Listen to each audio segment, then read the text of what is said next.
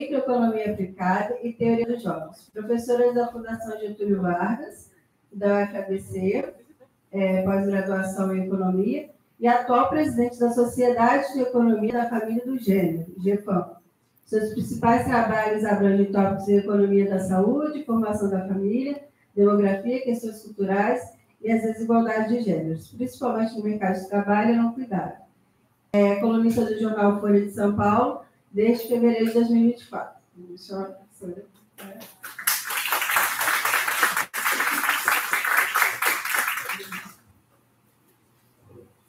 Vamos chamar também a nossa professora da pós-graduação, Marisa Botelho. Possui graduação em 84, mestrado em 92, doutorado em 99, em Ciências Econômicas, pela Universidade Estadual de Campinas. Concluiu estágio em pós-doutoral na Universidade de Valência, Espanha, em 2007. Professora titular da Universidade Federal de Uberlândia, pertencente ao corpo permanente do Programa de Pós-Graduação em Economia, tendo exercido o cargo de coordenadora do PPGE em 2005 a 2006, editora da revista Economia e Ensaios no período 2010 a 2019, membro da Associação Brasileira de Economia Industrial e Inovação, membro da Câmara Interdisciplinar da Fundação de Apoio à Pesquisa de Minas Gerais, FAPEMIG, pesquisadora associada à Rede de Pesquisas em Arranjos de Sistemas Produtivos Inovativos Locais, da UFRJ, membro da Global Network for Economics of Learning, Innovation and Competition Building Systems, atual como pesquisadora na área de organização industrial e estudos industriais, com ênfase nos seguintes temas: pequenas empresas, sistemas de inovação, arranjos produtivos locais e políticas industriais de inovação. Muito obrigada por terem aceitado o convite.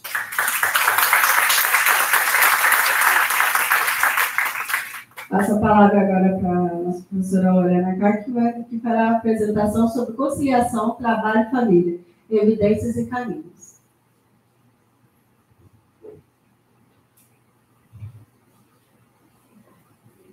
Obrigada, Sinara.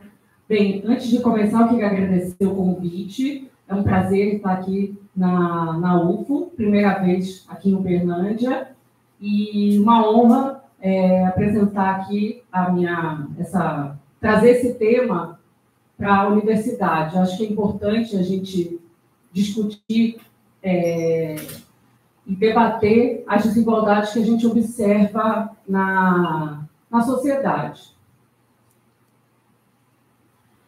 Então, eu vou passar rapidamente, né, que já foi falado.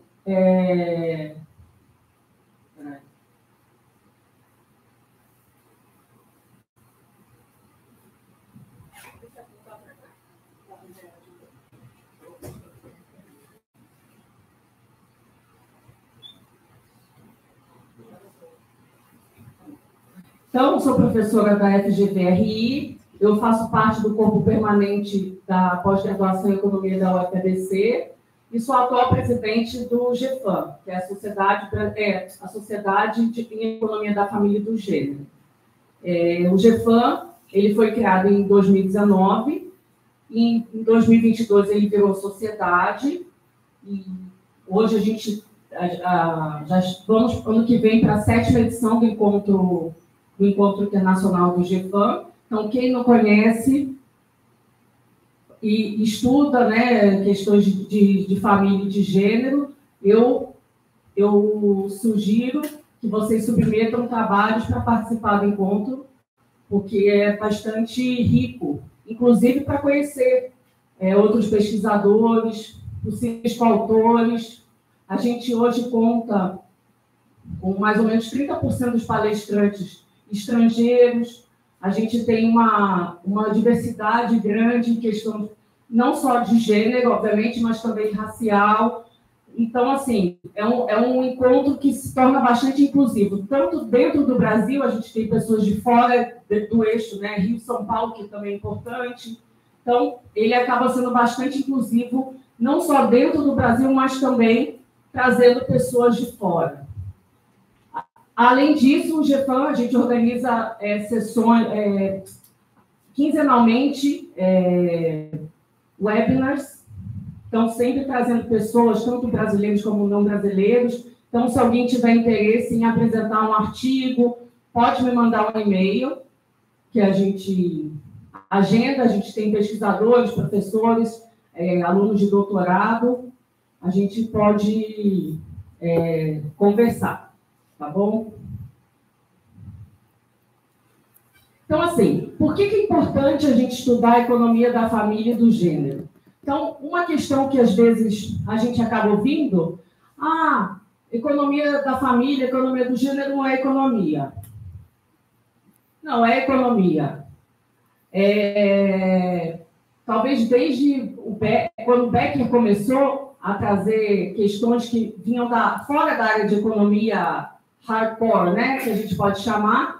Então, ele trouxe a tese dele foi sobre questões raciais, né, no mercado de trabalho nos Estados Unidos, e depois disso ele traz questões de família, ele passa a estudar a questão de crime. Então, assim, ele traz questões que não eram estudadas dentro da economia para a economia. Ele também acabou sofrendo, né, no começo, um pouco de discriminação, um pouco de... as pessoas olhavam meio, mas será que isso é economia ou não? Mas, com o tempo, isso acabou sendo... Essas áreas acabaram entrando dentro da economia, e hoje a gente tem inúmeros pesquisadores, tanto no Brasil como fora do Brasil, que estudam questões de educação, saúde, questões de família, desigualdade de gênero, desigualdade racial, e tudo isso faz parte da vida do economista. Porque se a gente pensar, o que o economista ele faz? Qual que é a diferença do economista para um sociólogo ou algum outro profissional de ciências sociais? O que a gente tem de diferente, não só, mas que eu acho que é uma diferença que eu acho que vale a pena trazer, é a questão do ferramental, o método. O método. A gente tem um método. Então,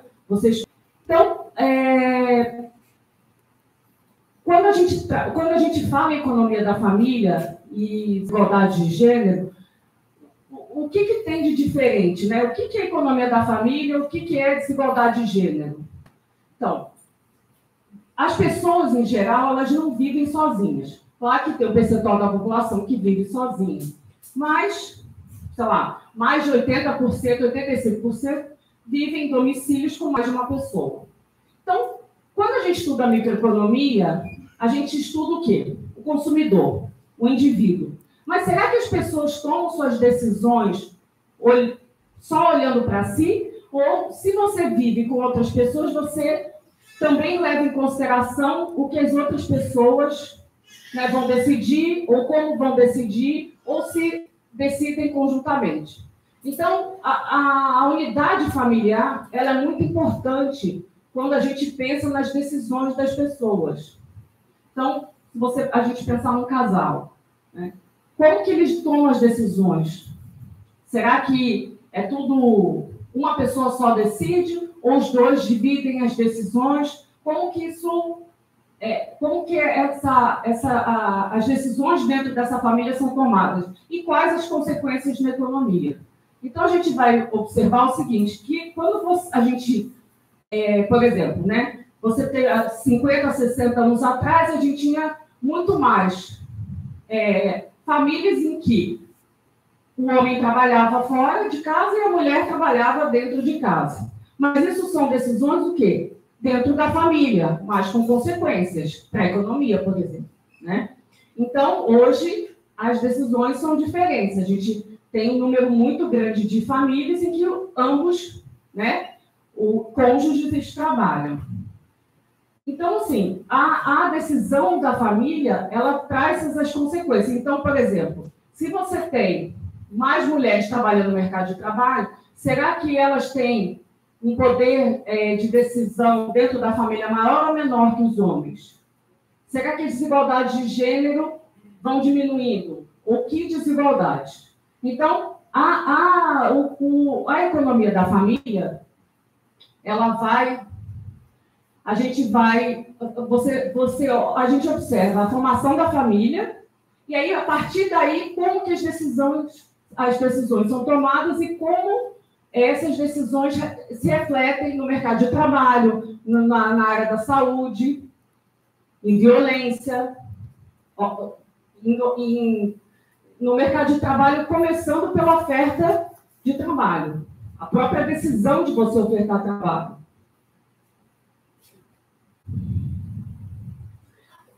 Uma mudança que a gente tem, por exemplo, que a gente observa, que é mais lenta, são mudanças de normas sociais. Então, por exemplo, talvez há 70 anos atrás uma mulher trabalhar fora não era muito bem visto pela sociedade, mas hoje é diferente. Então, como que as normas sociais elas mudam? Será que é rápido? É lento? Então, assim, a gente tem diferenças, por exemplo, de normas sociais entre países, às vezes entre cidades. Em algumas cidades, por que são diferentes? Então, tudo isso vai virando um caldo para a gente observar como que as pessoas tomam as suas decisões. E, a partir, então, dessas decisões, a gente, por exemplo, começa pela família. Então, você forma a família, né? Então, ótimo. Formamos a família. Que tipo de família? Qualquer tipo de família. Um homem e uma mulher, um homem casado com um homem, mulher com uma outra mulher. Não importa o tipo de família, mas importa as decisões que as pessoas tomam. Então, será que as decisões são as mesmas? Será que elas vão mudar ao longo do tempo? Não, elas são diferentes, elas vão mudar ao longo do tempo. Então, o que a gente estuda em economia da família? Formação e solução da família, eu trouxe só alguns tópicos, né? Discriminação e mercado de trabalho, violência doméstica, uso do tempo, investimento em capital humano, desigualdade de renda, raça e gênero, economia dos cuidados, fecundidade e macroeconomia. A gente acaba olhando muito para a microeconomia, mas a macro também tem toda uma área de macroeconomia e família. Então, eu trouxe aqui a canção Família do Titãs, acho que eu gosto bastante dessa música. Então, acho que então, vamos voltar para a formação da família, né? Então, ok, formação da família. Por que isso é importante? Porque a gente pode pensar a família como uma unidade produtiva. Porque você tem o quê? A gente tem produção, consumo e reprodução. Porque vamos pensar na época que as pessoas viviam mais na área rural. Você tinha lá a família, todo mundo trabalhava. Então, todo mundo tinha um dedo lá na roça, né? Todo mundo trabalhava. Mas quem que tomava as decisões? Como que era essa decisão dentro da família? Então, quando a gente pensa na formação da família, a gente tem... Então, você tinha na roça, né, aquela família que todo mundo trabalhava. Mas, se a gente pensar em 50, 60 anos atrás, quem que provavelmente tomava as decisões? Será que era uma pessoa ou duas pessoas? Não sei. Depende das famílias. Hoje, você tem muitas famílias morando na área urbana. Então, são famílias maiores ou menores? Menores. Muito menores. Né? Então, eu tenho amigos meus que os avós tiveram 12 filhos, né? Aí, hoje, os casais ou não têm filhos, ou tem 1, 2, né? E olhem lá. Então, muito difícil já você encontrar um casal com 3 filhos. Então, mudou muito, né? A decisão de fecundidade mudou muito. E aí, então, por que isso mudou? Então, eu vou falar um pouquinho sobre essas mudanças ao longo do tempo. Então, quando a gente olha a família, então você tem a decisão de produção, o que vai ser produzido por essa família. Então, por exemplo, na área rural, você tinha uma fazenda de leite, por exemplo. Então, a produção de leite, a família vende e tem recursos para consumo próprio, ao mesmo tempo que você produz dentro do seu domicílio produtos que vão ser consumidos dentro do seu domicílio. Quando a gente olha para a área urbana, as pessoas vão trabalhar numa outra empresa, vão também ter sua renda, vão ter recursos para consumo, mas também uma parte da produção é produzida em casa, né? Então, você compra o feijão, alguém tem que cozinhar o feijão, certo? Então, você tem essa alocação do tempo para a produção, ou para o mercado de trabalho, ou para a produção em casa, né? Então, você tem essas decisões de produção, e aí, no final, a gente tem a decisão que é a mais difícil. Como você divide o bolo? E quem decide? Então, eu já vou falar rapidamente. Então, antes de responder a isso, eu acho que uma questão importante é a alocação do tempo. Então, que também é decidida pelo núcleo familiar. Então, a gente tem o seguinte, a gente tem a produção, ou seja, quanto maior o bolo, melhor, mas você tem, ao mesmo tempo, que dividir esse bolo. Então, por exemplo, a família. Será que... Vamos pensar num casal de um homem e uma mulher. Então, como que eles vão dividir o tempo deles? Como é que você vai alocar o tempo? Será que é igual? Ambos trabalham no mercado de trabalho e eles dividem igualmente o tempo de cuidados, de tarefas domésticas? Não sei.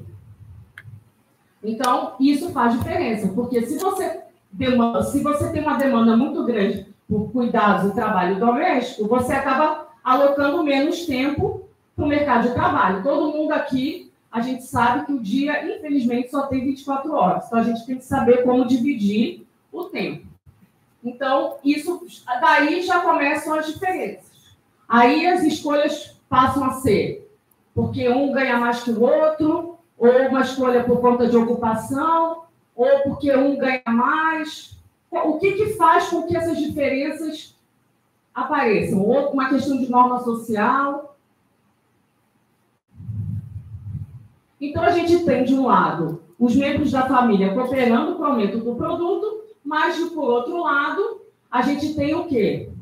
Essa competição, não diria bem uma competição, mas é uma questão de como que a gente aloca esses recursos. Então, que é o que a gente estuda com o poder de barganha. Então, por exemplo, as escolhas não é só a questão de decidir consumo, né? Você vai alocar essa renda, mas, por exemplo, a mulher oferta trabalho, o homem oferta trabalho, porque se a gente tiver numa sociedade muito rígida, a mulher nem pode ofertar trabalho, ela não é permitida.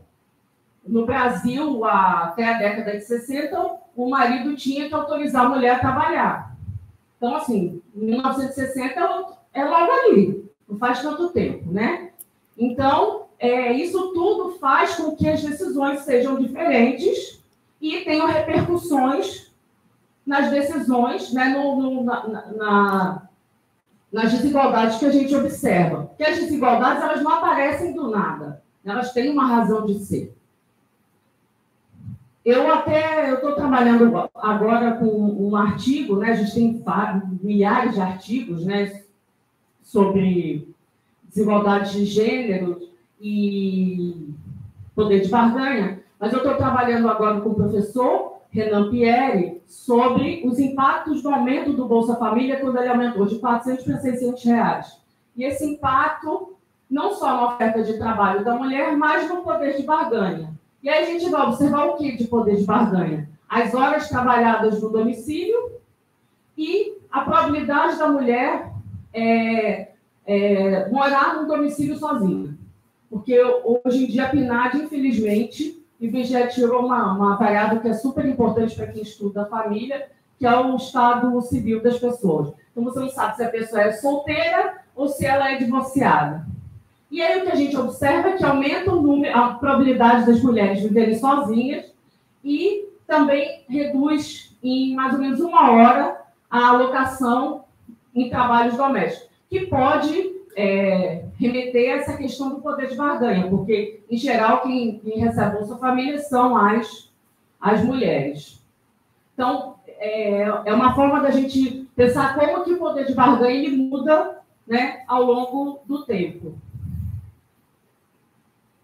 Então, vou falar rapidamente sobre o uso do tempo. Então, a literatura de uso do tempo é extensa. A gente tem aí algumas diferenças, né, de definição de uso do tempo, mas, basicamente, a gente pode dividir o uso do tempo em três principais atividades. Mercado de trabalho, atividades, tarefas domésticas e cuidados, e lazer. E aí a gente tem que decidir o que a gente vai ofertar mais, porque o tempo é restrito. Então, quando a gente aprende lá em microeconomia, vamos maximizar a utilidade sujeita à restrição. A gente olha a restrição orçamentária, mas existe uma outra restrição que talvez seja tão importante quanto a restrição orçamentária, que é o tempo, que é o que o Becker coloca traz para a literatura, né? A questão da restrição do tempo. Você precisa decidir como você vai alocar o seu tempo. E aí, claro que as normas sociais, como a família decide, isso tudo é endógeno, né? Então, como que as pessoas vão alocar? E aí, o que a gente observa é que há 40, 50 anos atrás, as mulheres alocavam mais tempo para a tarefa de cuidados e menos para o mercado de trabalho. E que isso vem mudando ao longo do tempo.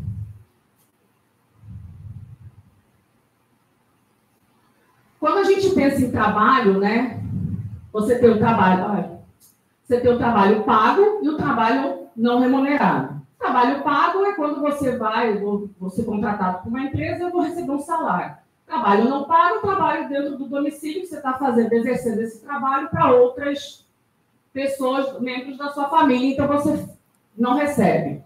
Mas, então, mais tarde, daqui a pouco eu vou mostrar as horas trabalhadas, né, entre homens e mulheres.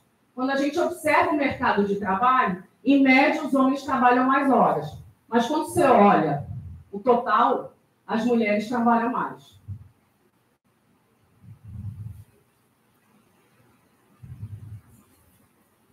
Então, quando as pessoas vão dividir o seu tempo, se você está maximizando utilidade, sujeita à restrição orçamentária e de tempo, o custo, né, da sua hora de trabalho depende do seu salário. Então, o que acontece? O que acontecia, né, até décadas atrás?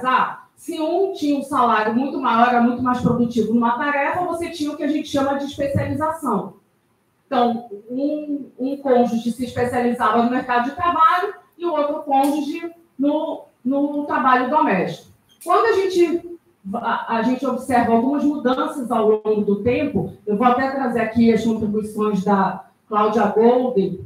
Eu gosto muito de um trabalho dela sobre a pílula anticoncepcional, quando os contraceptivos entram. Eu particularmente, acho que foi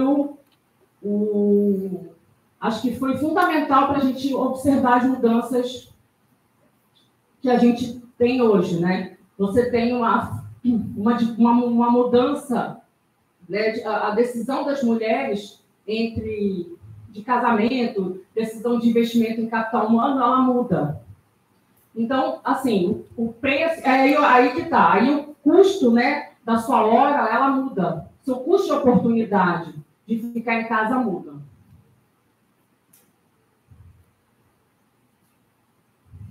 Então, assim, a gente não tem no Brasil uma pesquisa de uso do tempo, o que a gente usa, em geral, é a PNAD, né? Com horas gastas em afazeres domésticos. Aqui a gente ainda não tem, infelizmente. Aí eu trouxe aqui os horas semanais dedicadas à atividade de cuidado de pessoas, né? A gente observa que das mulheres é muito mais alto do que os homens. O IBGE, eu acho que vem mudando a maneira parece que desses últimos anos talvez não permaneça do jeito que eles estão medindo, e eles estão tentando montar realmente uma pesquisa de uso do tempo, que é bastante difícil, porque, por exemplo, se você deixar a pessoa marcar, quantas horas você passou trabalhando? Quantas horas você passou aí trabalhando dentro de casa? Cozinhando e cuidando do filho. Às vezes você faz isso ao mesmo tempo. Então, quando você via o caderninho, a pessoa tinha mais de 24 horas no dia. Mas não é, você tem simultâneo. Então, assim, a forma como você organiza o diário, né, para montar uma pesquisa de uso do tempo é muito importante, senão dá, como se diz, dá ruim, né? E aí, vamos falar um pouquinho da Cláudia Goldin, que ela ganhou o Nobel de Economia em 2023, e ela traz, né, nesse prêmio Nobel, toda a questão, né, da importância, né, da economia da família e do gênero para a economia. Então, não só ela foi laureada, mas a área de pesquisa também foi. Então, eu vou trazer alguns trabalhos aqui da Cláudia Goldin. Aí um deles é O Poder da Pílula, que é esse The Power of the Pill, que ela faz junto com o marido dela, Lawrence Katz. E também eu vou falar um pouquinho dessa The Quiet Revolution, que é a Revolução Silenciosa, que ela traz nesse artigo aqui. Acho que são 2 artigos que eu gosto bastante, dentre os tantos que ela tem, pelo menos nessa primeira rodada. Então, assim, o uso do métodos contraceptivos, ele vai ter um impacto muito importante na vida profissional das mulheres. Então, o que acontece? Você não tem como prevenir a gravidez. Então, o que as mulheres faziam? Ou acabavam fazendo, ou uma parte delas, pelo menos, se casava cedo, que era uma forma de você se proteger, entre aspas, né? De não ficar aquela mulher que é mãe solo, né? Que era muito, muito mal visto, né? Antigamente. Então, era uma forma, você casava mais cedo, porque você não tinha como separar relação, né, afetiva, sexual, de fecundidade. Então, e aí o que a pílula ela traz de diferente, né? Então, ela reduz o custo de investimento de longo prazo na carreira. O que acontecia? Se eu vou casar cedo e vou cuidar da família, qual que é o benefício de eu estudar? De ter uma carreira? Então, assim, o custo era muito alto. A partir do momento que você pode usar os contraceptivos, você pode postergar a idade do casamento, e você pode pensar em estudar, né, sem dissociar relação afetiva, podendo dissociar a relação afetiva de casamento, de reprodução, fica a história muda. Então, o que ela vai mostrar, que eles vão mostrar nesse paper é isso. Olha, a gente consegue, eles vão mostrar usando os dados dos Estados Unidos, que com a introdução da pílula para mulheres solteiras, você tem uma mudança no comportamento. Elas passam a entrar mais para a universidade e a idade do primeiro casamento muda. E, consequentemente, também dos filhos. Então, eles mostram isso e eu acho que provavelmente isso vale para outros países também. É que os Estados Unidos ele é bom para usar os dados porque lá a lei é estadual. Então, é assim, a idade é 18, outro era 21, aí depois outro mudou. Então, dá para você comparar bem e conseguir estimar o efeito causal. Então, e aí o que acontece? A partir do momento que você investe na universidade, você começa a não pensar mais só no trabalho, você pensa na carreira. E tem uma diferença entre trabalho e carreira. A carreira, você está pensando onde você quer chegar. O trabalho, você tem um trabalho e você vai lá todo dia, que são questões diferentes. Então, então, o resultado que a gente tem é que a proporção de mulheres formadas em universidades ela aumentou, né? E a idade do primeiro casamento entre as mulheres formadas em universidades aumentou significativamente. Porque se a gente olhar os dados de 50 anos atrás, a proporção de homens, a média de anos de escolaridade dos homens era muito maior que das mulheres. E isso mudou. E aí, depois eu queria falar um pouquinho da Revolução Silenciosa. Então, o que seria essa Revolução Silenciosa? Ela vai dividir a história do final do século XIX até o século XX em 4 fases. Eu vou falar da última fase, que é a fase da Revolução Silenciosa. Então, por que ela chama de Revolução Silenciosa? Porque é uma revolução que acontece sem nenhum tiro. Por isso que é silenciosa. Então, quais são, né, as fases dessa Revolução Silenciosa que ela diz que ainda está continua, né, no momento? Então, você tem a entrada das mulheres no mercado de trabalho, a expansão da educação das mulheres, né, para a universidade, a redução da fecundidade e uma mudança com relação à própria identidade e aos padrões de conciliação entre trabalho e família. Então, acho que aqui é o número 4, que eu ainda não tinha falado, que é a relação com a própria identidade. Então, daqui, quem que a mãe ou a avó mudou o sobrenome quando casou?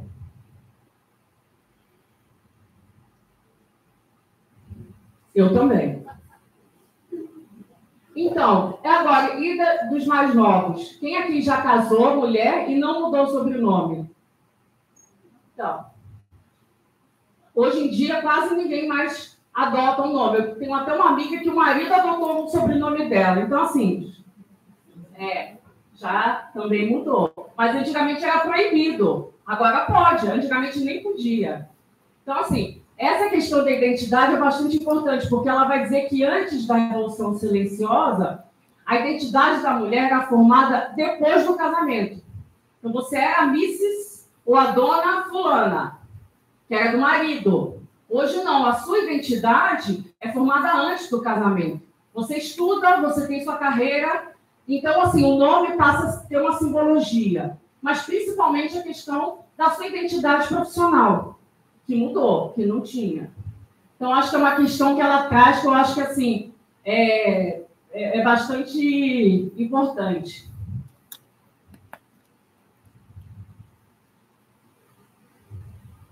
E aí a gente tem o seguinte, a gente tem uma redução, quando você vai observando, então, cada mulheres vão estudando mais, né? Vão entrando mais no mercado de trabalho. Já tinha começado, as mulheres casadas também, e aí, você indo para a universidade, o que acontece? Você passa a ganhar mais também. Então, quando a gente observa as desigualdades de gênero no mercado de trabalho, o nível de escolaridade já não é tão relevante, ou nem é mais relevante. Porque hoje as mulheres, em média, têm mais horas de escolaridade que os homens. Nos Estados Unidos, no Brasil e em outros países. Então, o que ainda explica essa desigualdade de gênero? Então, o que ela vai mostrar é que a desigualdade de gênero, ela e outros pesquisadores, vem caindo, mas ela ainda existe. Então, o que ainda explica essas diferenças? Então, por exemplo, eu trouxe aqui eu vou falar um pouco desse artigo, que é sobre a Marianne Bertrand, a Cláudia Golden e o Katz, que é o marido da Cláudia Golden. Ó, ele que é o marido dela. Vê a diferença? Ó. E, então, o que eles trazem aqui? É o estudo do MBA. Eles vão pegar dados do MBA, eu já não lembro mais a universidade, ou quais universidades, e eles vão observar as decisões antes e depois do MBA da carreira das mulheres. E o que eles vão observar é o seguinte, que as mulheres e os homens não são tão diferentes, logo depois do MBA, em relação ao emprego, etc., mas depois de alguns 10 anos, eles observam uma desigualdade de renda. E aí, uma explicação que explica a maior parte desse gap é a penalidade pela maternidade. Ou seja, as mulheres saem do mercado de trabalho, às vezes ficam 2, 3 anos fora, então você perde produtividade, você fica menos, né, produtiva, quando você volta ganhando menos, e aí é muito difícil você voltar para a mesma tendência que você tinha antes, por exemplo, né? Fora as mulheres que... eu acho que um retrato seria esse, né? Você sai do mercado e depois, quando você volta, é mais difícil, né? E os homens, pelo contrário, né? Ou mantêm a mesma tendência, ou às vezes até passam a ganhar mais. Então, tem o bônus. A mulher a penalidade, o homem o bônus. Então, a gente tem aqui, aí eu vou falar agora, vou tratar mais do Brasil. Então, a gente tem Em relação à escolaridade, a gente tem que as mulheres, em média, têm mais anos de escolaridade que os homens. Mas, então, por que aqui no Brasil a gente também ainda observa uma desigualdade de gênero na renda? Né? Então, por exemplo, se você tem, né, maior carga de trabalho doméstico de cuidados, o que acontece? Você acaba ofertando menos horas de trabalho no mercado de trabalho, né, o pago, né, fora de casa. Você acaba tendo menores salários, e aí você tem... E quando você oferta menos horas de trabalho, você tem alguma impossibilidade, por exemplo, no horário, você acaba o quê? Sendo preterido para alçar cargos de liderança. Então, por exemplo, a mulher, né? A mulher tem que estar às 5 horas pegar o filho na creche. Ela não pode sair para jantar com o cliente. Ela não pode sábado de manhã ir jogar futebol com os chefes. Então, aquela hora, né? Que é uma hora, não é trabalho, mas é trabalho. É uma conexão informal que a gente fala, né? A mulher perde. Ela não está naquele momento. Então, na hora que está o chefe mais descontraído, ele começa a pensar, quem que eu vou promover? Se a mulher não está naquele espaço, ela não consegue a promoção. Uma outra questão que a gente observa é a questão ocupacional. As mulheres acabam escolhendo e trabalhando em ocupações que pagam, em média, menos. Então, a gente não sabe se paga menos porque as mulheres são maioria ou vice-versa, né? Mas, de qualquer forma... e tem a questão da informalidade também. E questão das normas sociais. Por exemplo, hoje eu peguei o voo para vir para cá. E aí, eu vim de Latam, eles estavam já passando, as pessoas, né, olhando os documentos para embarcar. Aí eu estou vendo uma criança de uns 2 anos sozinho. Aí eu já comecei a ficar aflita com aquele menino, falei, esse menino vai correr para o avião.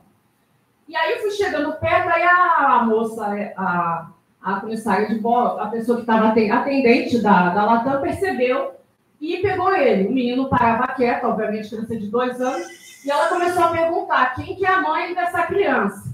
Aí várias pessoas falando, mas como a mãe deixou a criança sozinha? Mas como a mãe... Aí eu falei, olha, a criança tem mãe e pai. A gente não sabe o que aconteceu, né? E acabei viajando sem saber o que aconteceu com a criança. Mas, aí eu não aguentei, eu falei, mas gente, a criança tem mãe e pai. Mas é aquela coisa, né? Sempre a mãe que é tudo. Culpada, boa, ruim, todo mundo depois acaba na terapia, né? Porque falando mal da mãe, não é isso? Então, é uma questão das normas sociais.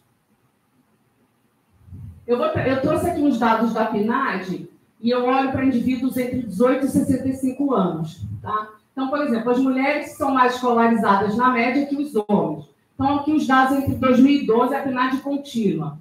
Então, em média, tem, sei lá, uns 2 anos, um ano e pouco, um ano e alguns meses a mais de escolaridade que os homens.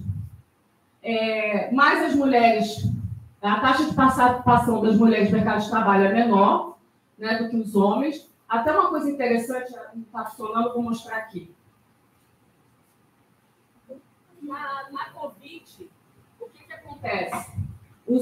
Faz um V para os homens. Vocês têm uma queda e sobe. Para as mulheres, é mais lento. A recuperação é bem mais lenta que para os homens. Então, muitos economistas passaram a chamar a recessão da Covid de X-Session, que é a recessão das mulheres. Ela demorou mais para recuperar a participação das mulheres do que os homens. E também, fazendo um parênteses aqui, na Covid, eu acho que os cuidados, a questão dos cuidados foi onde mais chamou atenção. Então, sempre foi estudado pelos economistas, demógrafos, mas ficava meio que escondido, como se fosse uma questão menor. E com a pandemia da Covid, a questão dos cuidados chamou muito atenção e ganhou notoriedade, o que é bastante importante, porque se você tem uma criança bem cuidada, uma criança que estuda, né, bem alimentada, tem alguém por trás fazendo isso. E aí, quando ela cresce, ela vira um bom profissional. Então, é a questão de externalidade, né? Você cuida, mas você não se apropria do que, né, do que você está gerando. E é isso que acontece com o cuidador, né? Tanto de criança, como também, no caso, é uma outra questão, mas também o cuidado com os idosos. Aqui as mulheres, em média, né, também trabalham menos que os homens, mas...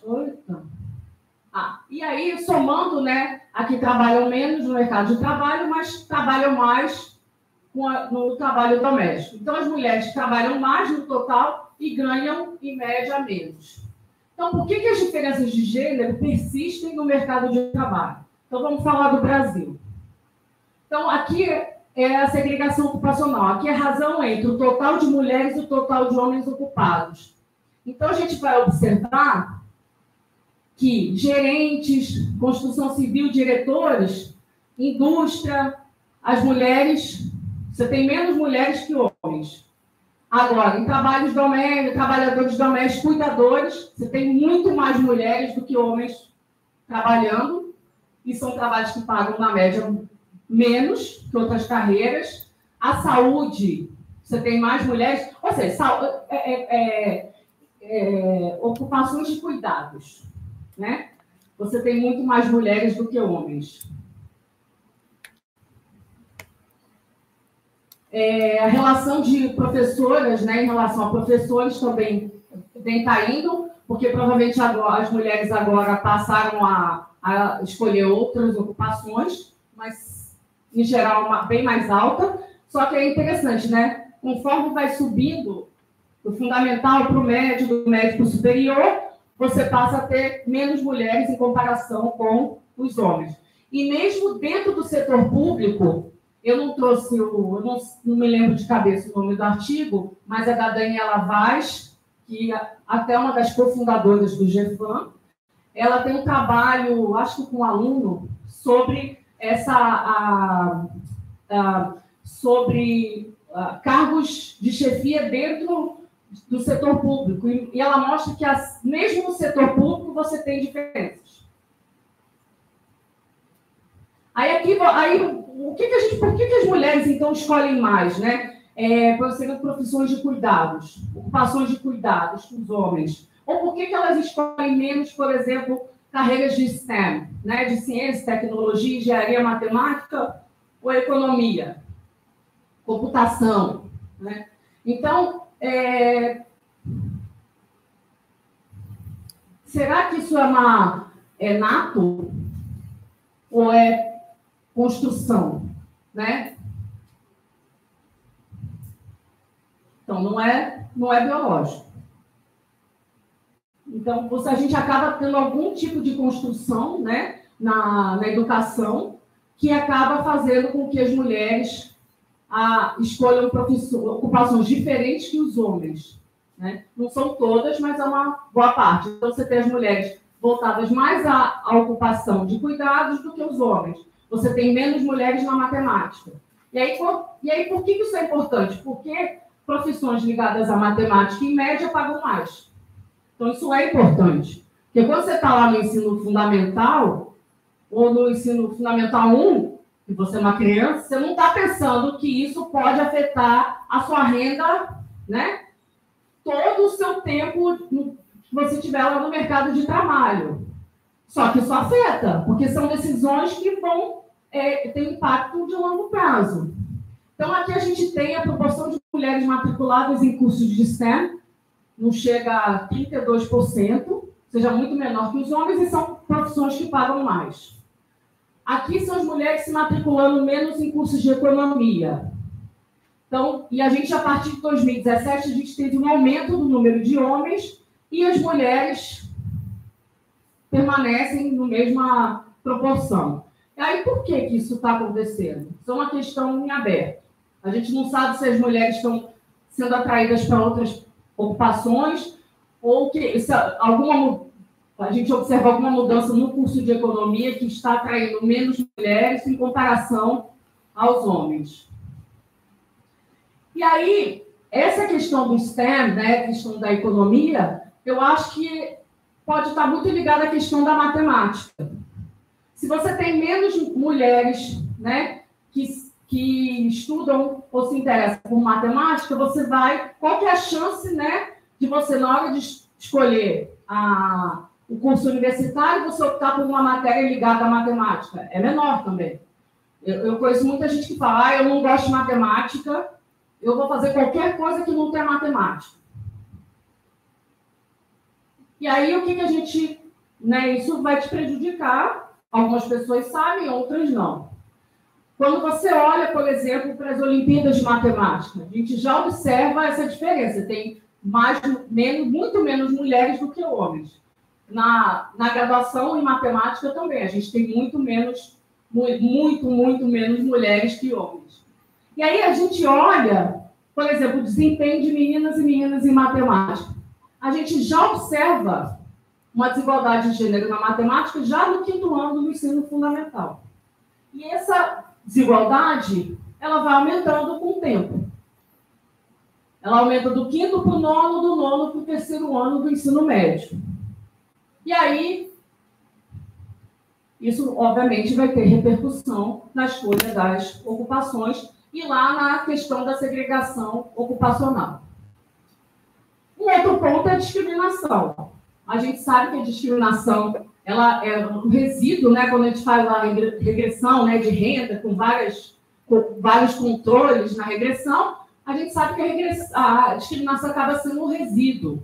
Mas ainda existe. Então, como que a gente, né, pode definir o que é discriminação ou não? Então, vamos pensar, quais são os tipos de discriminação? Né? Lá, definidas pelo Becker. Né? Você tem a discriminação por gosto. Eu não gosto de mulher porque eu não gosto de mulher. Certo? Ou eu não gosto de pessoa negra, ou eu não gosto de pessoa baixa, ou eu não gosto de pessoa gorda porque eu não gosto. Discriminação por gosto. Tem a discriminação estatística.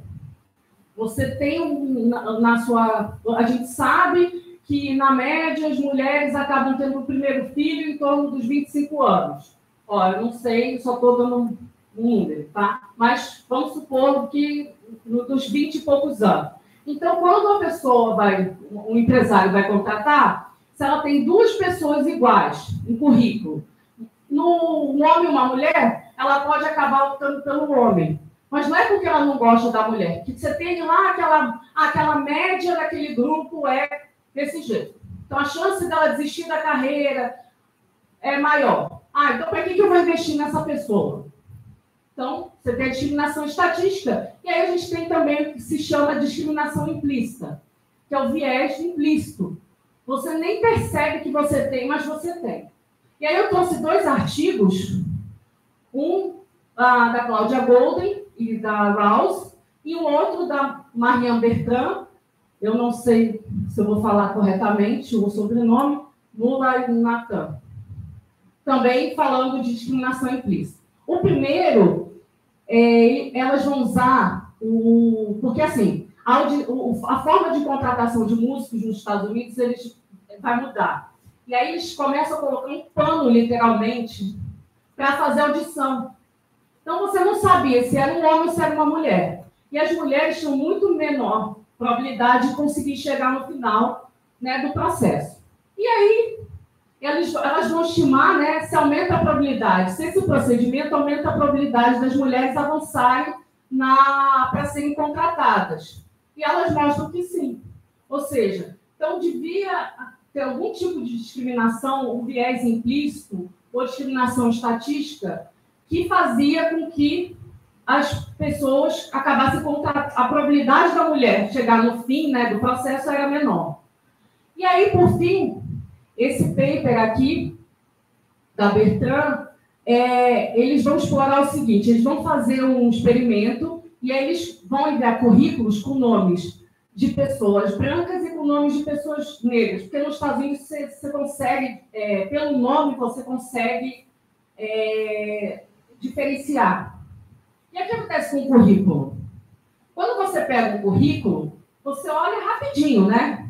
Então, se você passa rápido já pelo nome e você, né, aquela coisa, por isso que chama viés implícito, porque é tão rápido, né, que é como se você nem pensasse, né, e diferenciar entre pessoas brancas e negras, porque assim, eles mandavam o mesmo currículo, só mudavam o nome. E aí o que acontece? Que eles vão observar que os currículos com nomes de pessoas brancas, né, receberam cerca de 50% mais retorno do que o nome de pessoas negras. Então, olha a diferença, né? E aí eles vão mostrar a questão do viés implícito. Então, a discriminação no mercado de trabalho, ela diminuiu, mas ela ainda existe e tem que ser trabalhada dentro das empresas, a partir de políticas públicas para diminuir. Um outro ponto, um livro que chama The No Club, que não tem nome em português. Mas é super interessante o livro. A Liz, ela tem muito estudo em economia comportamental. E aí ela vai trazer, elas trazem no livro vários pontos importantes, mostrando outras explicações para a desigualdade de gênero no mercado de trabalho, que não só essas que eu tratei. Então, por exemplo, elas vão falar o seguinte, que as mulheres têm mais dificuldade de dizer não para tarefas que elas chamam de non-promotable tasks.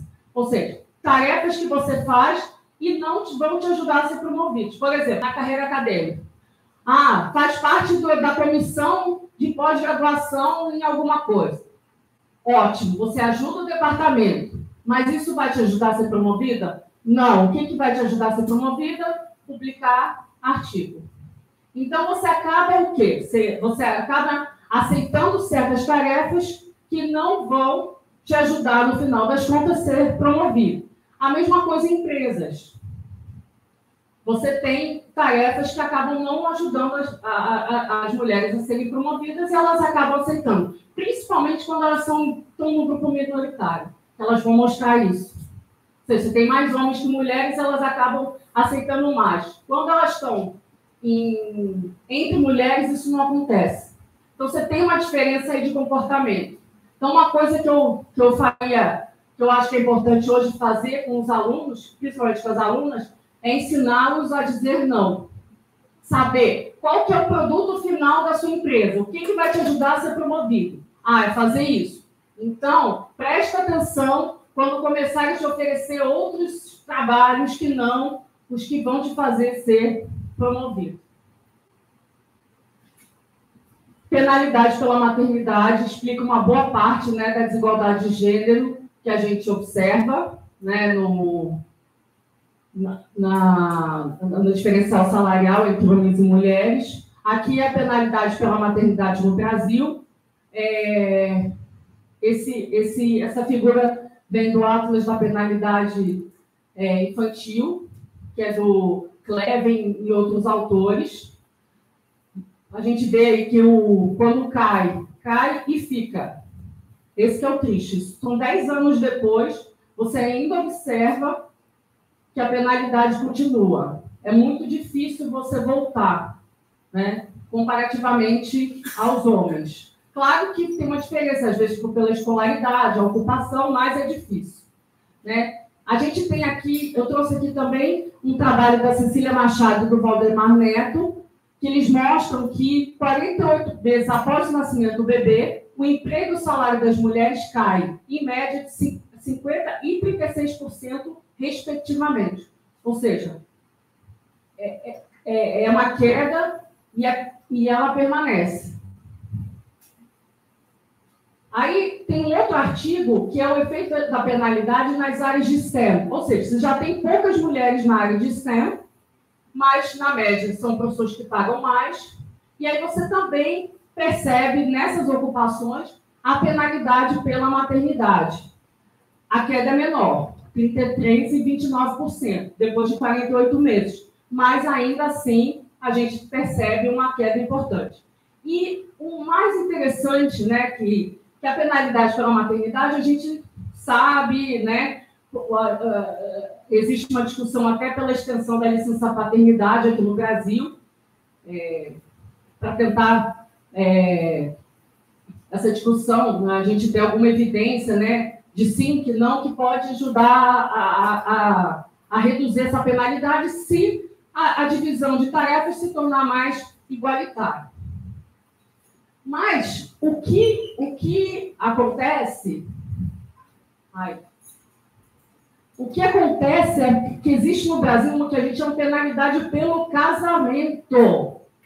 Casamento. Você casou, já você tem chance aí de entrar nessa estatística. Você tem uma queda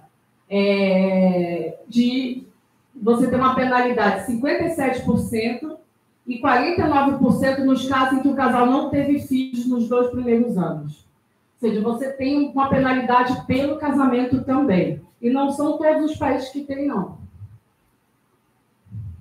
Mas o Brasil tem, e é grande.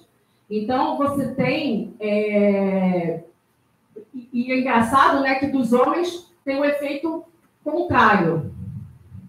Tem a bonificação.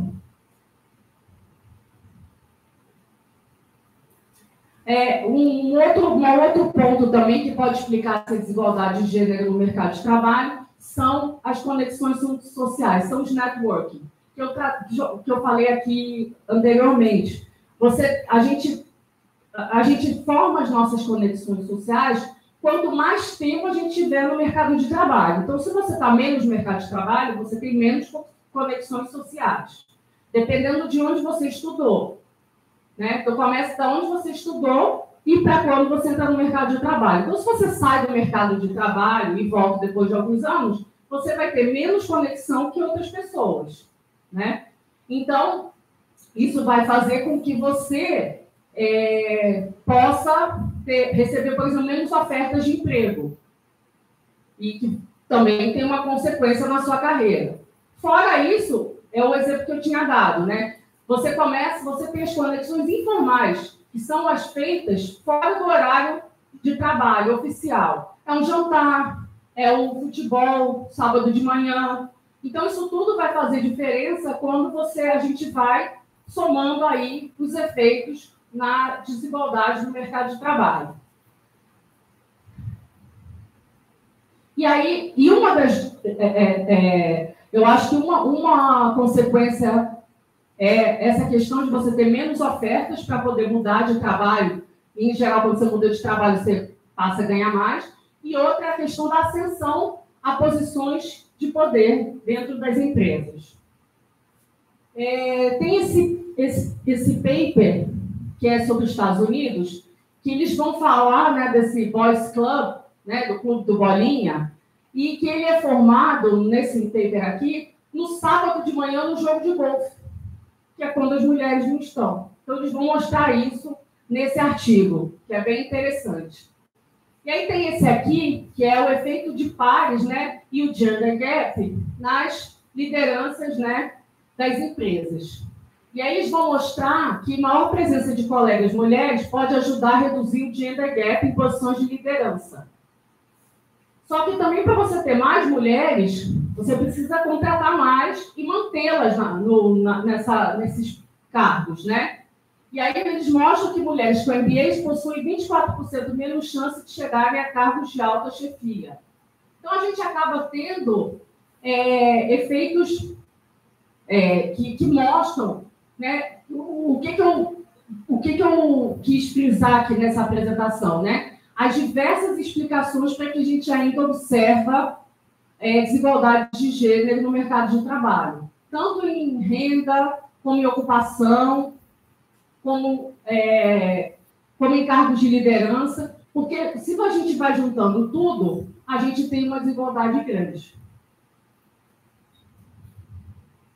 E aí, por fim, né, o que a gente pode pensar para tentar melhorar essas desigualdades? Né? Porque eu acho que o mais importante não é só, quer dizer, trazer é importante, mas também pensar, né, junto com a sociedade, formas para a gente reduzir isso. Então, por exemplo, jornadas de trabalho mais flexíveis e que sejam valorizadas, porque isso acaba não sendo valorizado.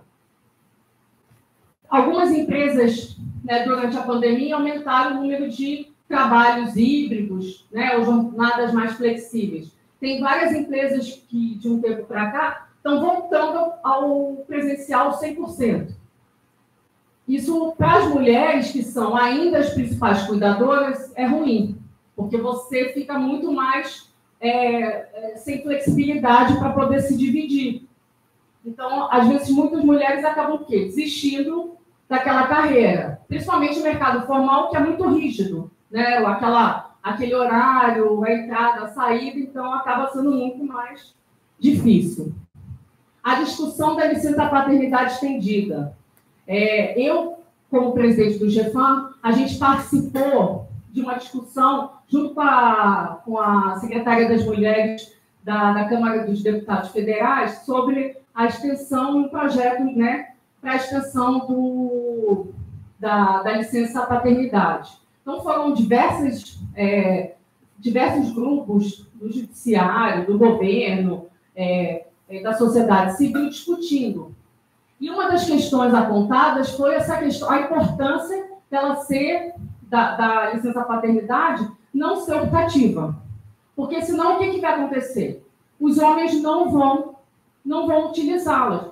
Não porque até eles não queiram cuidar dos seus bebês, mas porque você fica com aquele estigma, né? Você está tirando a licença para tirar férias.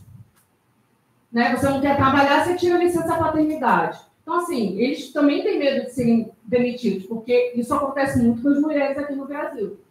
Uma colega minha, claro que é um caso, né, uma pessoa, mas a gente ouve isso de várias pessoas, né? Ela, doutora em economia numa empresa, ela voltou da licença maternidade dela e foi demitida. Depois de um mês, né? No dia seguinte, ela foi demitida. Não, depois de um mês pode. Tem 4 meses, mais um mês por lei, e depois você pode ser demitido. Ela foi demitida. Então, assim, existe uma cultura aí que precisa ser mudada das empresas, né? Que é possível a gente conciliar trabalho e família. Então, talvez essa entrada dos pais, uma possível extensão da licença paternidade obrigatória, possa fazer com que isso mude, porque senão as empresas não vão ter ninguém para contratar, né? Nem homem, nem mulher.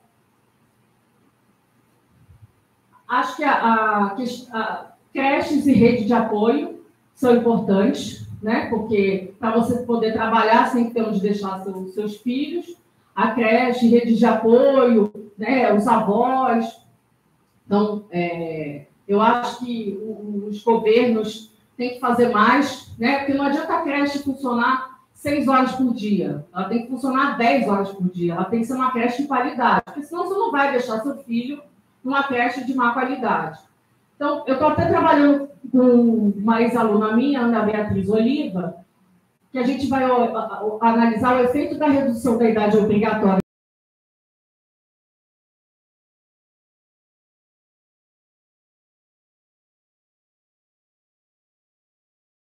a partir, né, de pesquisas tão bem fundamentadas aí quanto as que você, as pesquisas em que você trabalha, né?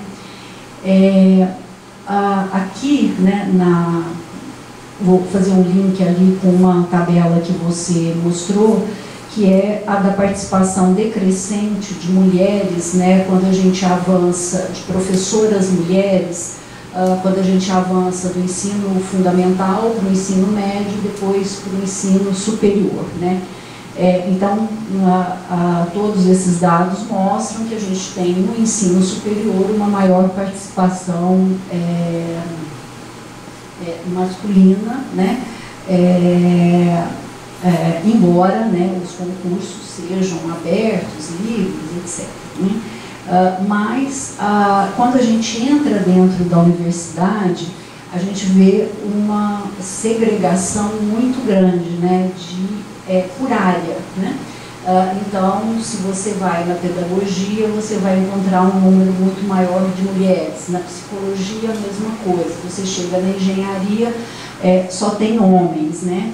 E a nossa área também é uma área em que ainda tem, né, uma quantidade, em proporção muito grande de homens, né?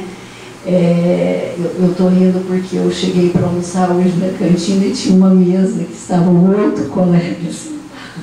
Eu falei, não vou perder a oportunidade hoje de dizer que essa mesa é um pouco diversa, né? Mas era uma brincadeira, né? Eu poderia ter, digamos, sentado, mas não estava em outra mesa. Mas ainda é uma área em que tem uma participação muito grande de homens. E quando eu participei desse evento do Corecon, eu lembro que eu fiz um levantamento que eu não consegui recuperar, da participação masculina na pós-graduação em economia, que é maior do que na graduação, né? Muito maior, né?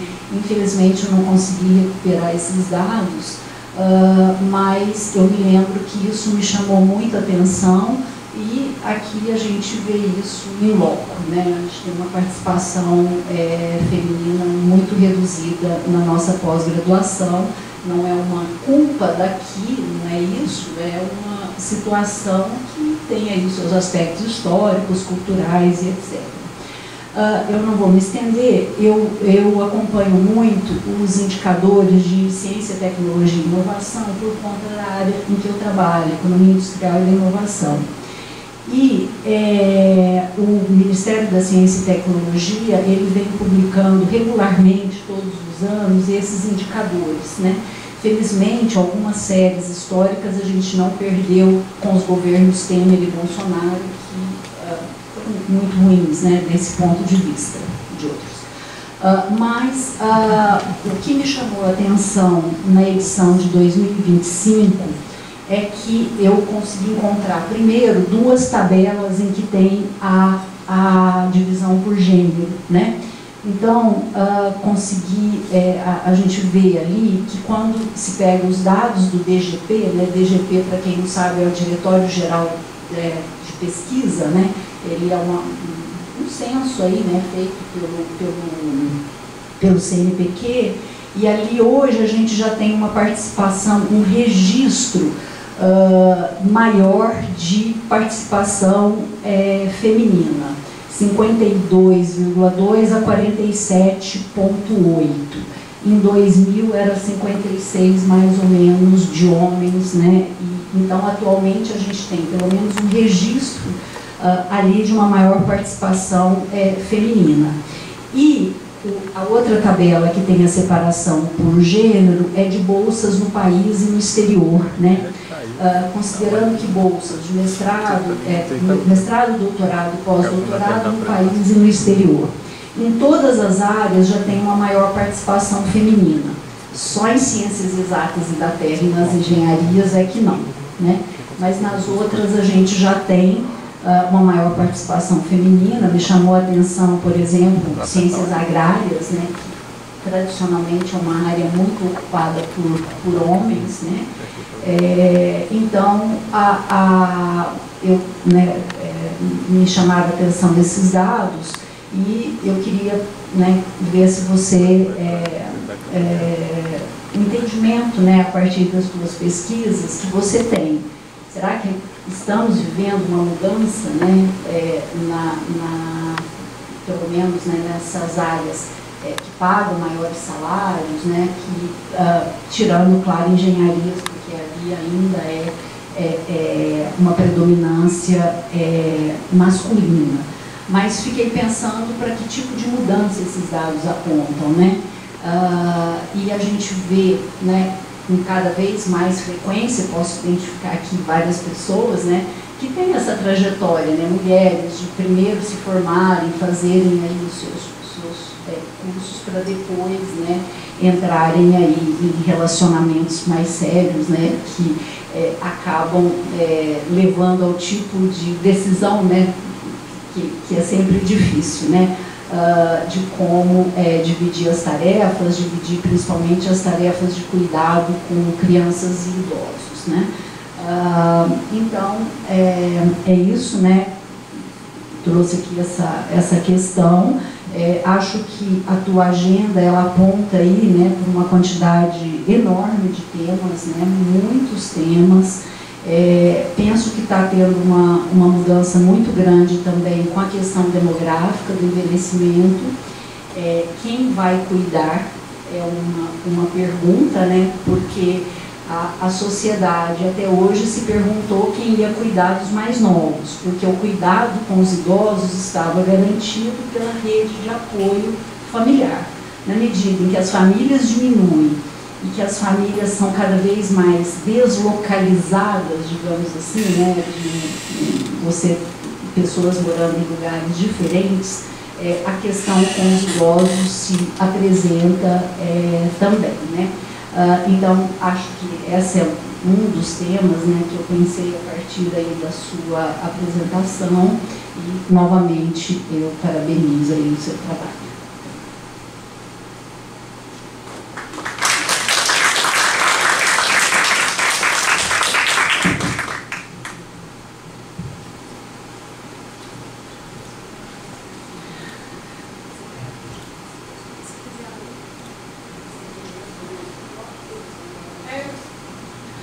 Olha, em relação às ocupações, eu até tenho alguma estatística em relação à engenharia.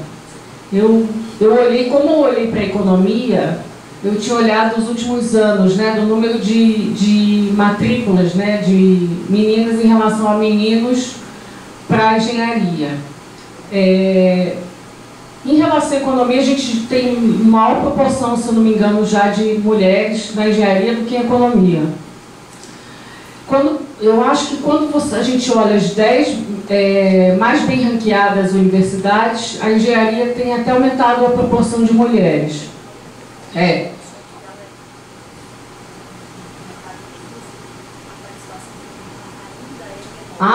Menor.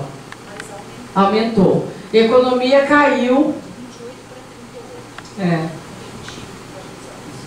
Em economia caiu nesses últimos anos, não sei se vai voltar a recuperar, a gente não sabe, né? Podem ser muitas razões, a gente pode pensar em muitas razões pelas quais a gente está tendo uma queda no número de mulheres ingressando na economia. Pode ser porque a gente tem tem cursos novos, né, que apareceram, né, ofertados, ou de alguma forma a economia está atraindo menos as mulheres, alguma questão mudou, né, porque que a gente tem menos mulheres na economia. Com a questão das ciências agrárias, você falou? Não sei, mas realmente é positivo, né? São dados positivos. Eu acho que matemática não mudou. Não, é que eu tinha olhado matemática, eu já olhei estatística, então acho que matemática também não mudou muito, é muito baixa também a participação. Mas assim, eu acho que as mulheres estão estudando mais de qualquer jeito. Então, você vai aumentar, o esperado é que se aumente a participação delas, né, em diversas áreas, inclusive na pesquisa. Agora, como fazer com que você tenha realmente um aumento, né, nas áreas de STEM, e por exemplo, economia ou áreas correlatas, eu acho que isso talvez a gente tem que voltar um pouco até na época do colégio.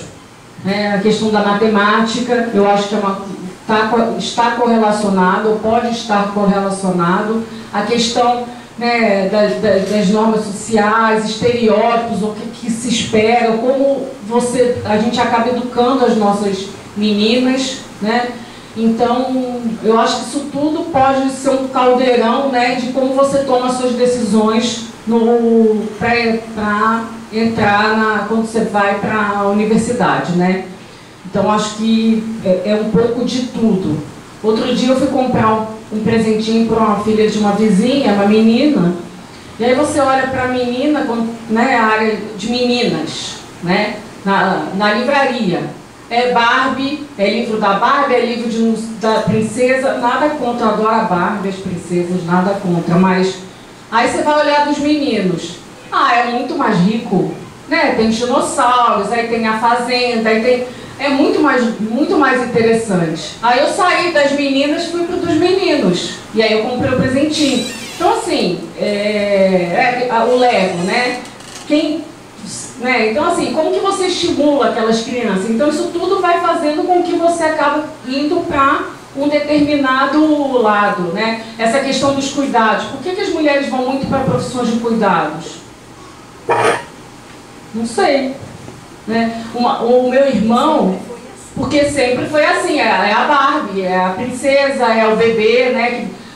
Imagina uma criança, um menino de 3 anos segurando uma boneca. Ó, vamos falar o quê, né? Tem pais que não gostam. Né? Então, assim, é tudo uma questão de como que a gente olha aquela... Mas porque os pais também não cuidam dos filhos? Então, assim, é tudo uma questão do olhar, né? Eu tenho até uma história engraçada. Quando o meu irmão era pequeno, ele devia ter uns 4, 5 anos, ele resolveu sair com meu carrinho de boneca, provavelmente, com uma boneca. E saiu na rua, andando com aquele carrinho, com a minha mãe, e alguém parou na rua. Mas menino levando a boneca para passear. Aí meu irmão tinha uns 5 anos, virou e disse assim, mas o pai também não cuida do filho? Mas só 40 anos atrás, né? Então, mas é isso, né? A gente ainda hoje tem essa questão dos cuidados. E em relação e aí, indo para o lado dos idosos que você falou, né? Eu acho que a questão dos cuidados, acho que é uma das áreas mais importantes que tem que ser tratadas. Eu acho que é uma bomba relógio, na verdade, que já está explodindo, né? Aqui no Brasil, a gente teve uma mudança demográfica muito forte, porque uma coisa é você cuidar de uma criança. Em geral, né, muito mais tranquilo, ela vai para a escola, ela está crescendo, ela exige, muito mais fácil nesse sentido, né? Você dá comida, dá banho, bota para dormir. O idoso não, o idoso é mais difícil de você cuidar. É uma pessoa que é adulta, ela tem as vontades dela, eventualmente tem uma doença, você tem, né, outro tipo de cuidado, mais caro, muito mais caro. Você precisa saber medicar essa pessoa, então não é qualquer pessoa que pode ser cuidador, você tem que ter uma formação. Então tudo isso faz com que a gente realmente traga essa questão dos cuidados como um ponto importante. Eu acabei nem trazendo na minha apresentação, mas a gente teve há pouco tempo a votação, né, da Política Nacional dos Cuidados, mas a gente tem que ver como que isso vai ser implementado. E é toda uma questão ligada à questão de norma social, a questão de valorização da profissão, que no Brasil a questão do cuidado é pouco valorizado. Né? Que é aquilo que eu falei, não sei se é porque são mais mulheres ou vice-versa. Né? Então, mas isso é uma bomba relógio. E para o poder público é um custo muito alto, porque você tem a saúde é muito mais cara, né, de um idoso do que de uma criança, você precisa tratar dessas pessoas, você precisa de muito mais profissionais, fisioterapeuta, psicólogo, fonoaudiólogo. Então, assim, é muito, muito mais trabalhoso, fora os cuidadores. E com a redução das famílias, quem que vai cuidar desses idosos? Você tem que ter uma pessoa que vá na casa desse idoso, ou você vai ter lugares públicos, né, que os idosos vão poder morar, vão ser bem cuidados. Então, assim, toda uma questão que é super, super importante.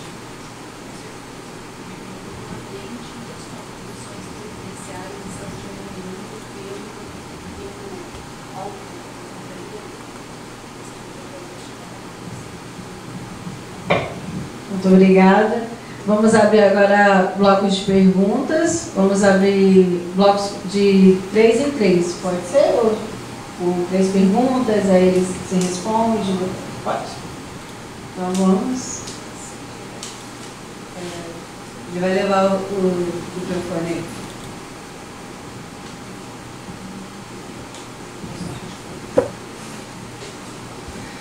Olá, Lorena, muito obrigada pela sua apresentação, muito boa. Eu queria perguntar na sua perspectiva, qual que é a importância das políticas públicas em afetar as normas sociais e vice-versa? Por exemplo, você trouxe aí a licença parental.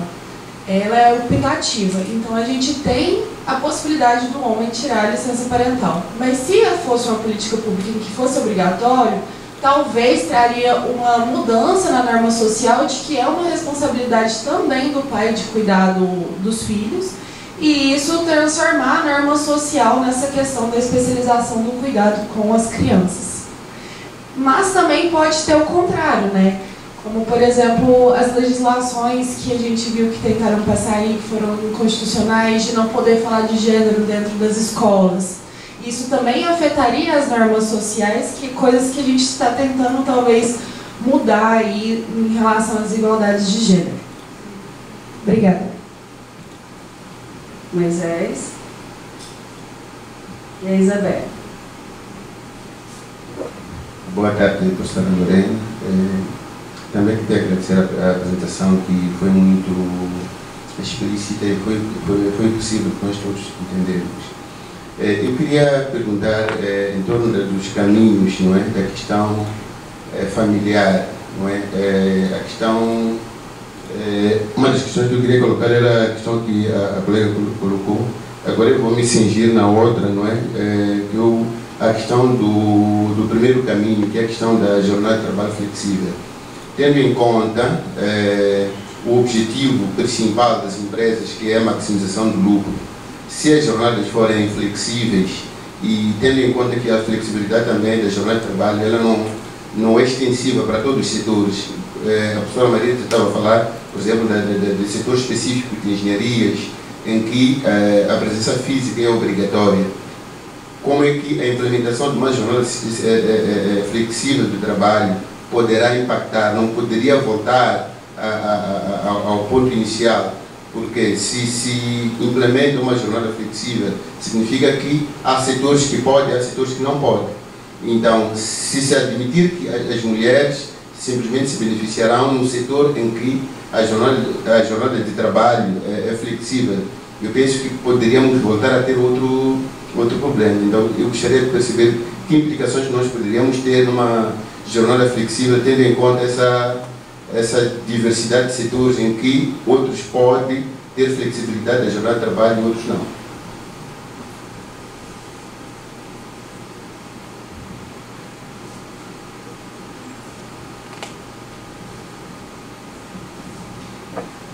Olá, boa tarde.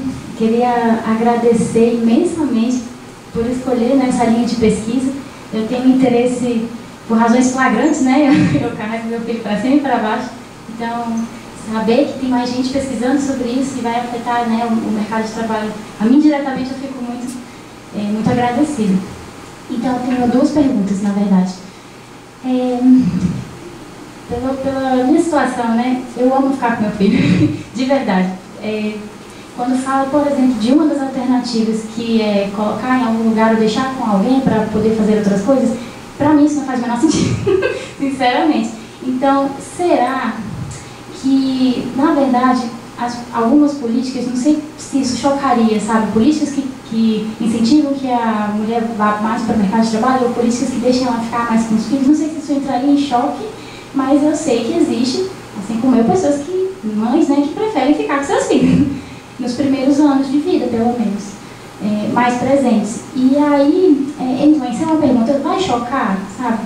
Políticas que, por exemplo, deem licenças, eu já ouvi falar que existem países que dão licença tipo de 1 ano, 2 anos, 1 ano para um dos cuidadores dividir, por exemplo, ela pode ficar 1 ano com um ano com o outro.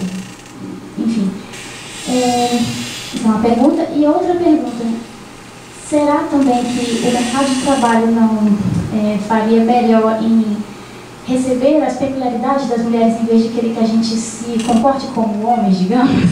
Porque, vou dar outro exemplo, isso eu ouvi dizer que existe licença menstrual, sabe? Então, entender que a mulher passa por ciclo assim, algo que o mercado de trabalho não está preparado para isso. Para entender que a gente, às vezes, enfim, tem questões hormonais que poderiam ser melhor interpretadas. Um homem ao longo do mês não vai ter, por exemplo, uma cólica, sabe? E aí, como que lida com essas diferenças que existem, sabe? Dentro desse contexto de diferenças homem e mulher, um comentário agora. Eu estou lendo, né, um livro sobre uma terapeuta falando sobre os primeiros anos do bebê, enfim, né? Interesse flagrante. E existe, você falou de diferenças biológicas, existem, não existem, mais cultural, é socialmente construído. Se existe algo biológico que pode explicar a linha do cuidado materno, seria que, pelo que eu li nesse livro, testosterona pode ser inibidor de ocitocina, que é um hormônio, a ocitocina, que auxilia na empatia, digamos. Então, é muito mais fácil, às vezes, para uma mulher cuidar de uma criança, entender o que a criança precisa, do que um homem. E não porque ele tem menos interesse, eu vejo em casa, sabe? Não tenho nada para falar do pai, né? Minha esposa, ele é maravilhoso, no sentido de cuidados, mas enfim, não adianta, o meu bebê quer ficar comigo. É outra relação, é muito diferente. E aí, enfim, são essas duas perguntas. Se não vai chocar políticas que propiciam mulheres a ir para o mercado de trabalho, e as que querem ficar com ele, será que não seria melhor dar um jeito de elas ficarem em casa, por exemplo, uma bolsa para ficar, eu não sei. E essa outra dúvida sobre, na verdade, a gente respeitar mais as diferenças que existem do que querer que a mulher se comporte como homem. Obrigada. Quantos meses tem seu bebê? Ele é pequeno. Quando eu falei que não é biológico, eu acho que tem um ponto importante. É que a amamentação, ela cria um vínculo muito forte entre a mãe e o bebê. Então, esse vínculo, ele é diferente do que do pai. Então, assim, quando eu converso com meus amigos, né, eu falo para eles, você não vai dar de mamar, mas troca a fralda, dá banho, né? Tem outras formas de você criar vínculo com o seu bebê do que, né, do que dar de mamar, a gente não tem como, né?